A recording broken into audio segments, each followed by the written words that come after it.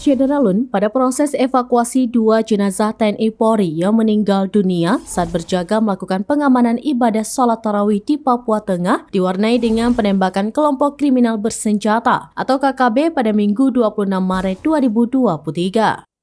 Kapolres Puncak Jaya AKBP Kuswara menerangkan KKB sempat menembaki rombongan yang hendak mengevakuasi jenazah anggota Polsek Ilu Brigadir 2 atau Bribda Mesak Inde dan anggota Koramil Ilu Sersan 2 atau Serdari Swar pada Minggu pagi. Ia menyebut evakuasi dua jenazah tersebut dilakukan melalui jalan darat dari Ilu ke Mulia, Kabupaten Puncak Jaya, Papua Tengah yang ditempuh sekitar 2,5 jam perjalanan. Jenazah Bribda Mesak dan Serdari Swar langsung diformalin setibanya di Mulia untuk selanjutnya dievakuasi ke Jayapura. Dia menjelaskan jenazah Bribda Mesak dijadwalkan pada Senin 27 Maret 2023 dievakuasi ke Merauke untuk dimakamkan di kampung halamannya.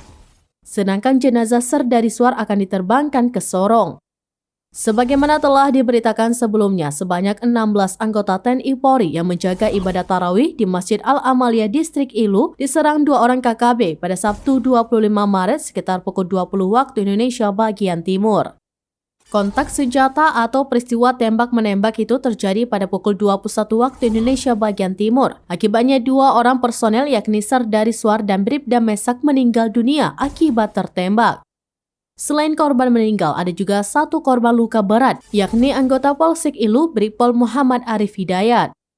Usai melakukan penyerangan, anggota KKB langsung melarikan diri. Pada insiden itu dilaporkan tidak ada jemaah ibadah sholat tarawih yang terluka dalam peristiwa penyerangan hingga baku tembak itu. Ia pun menerangkan aparat gabungan TNI Polri sedang melakukan upaya pengejaran terhadap para pelaku.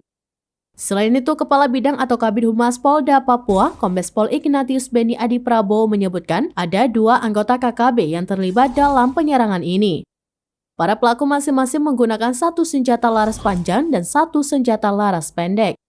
Usai peristiwa mematikan itu terjadi, situasi keamanan di Puncak Jaya dalam kondisi siaga 1 atau kesiagaan tertinggi.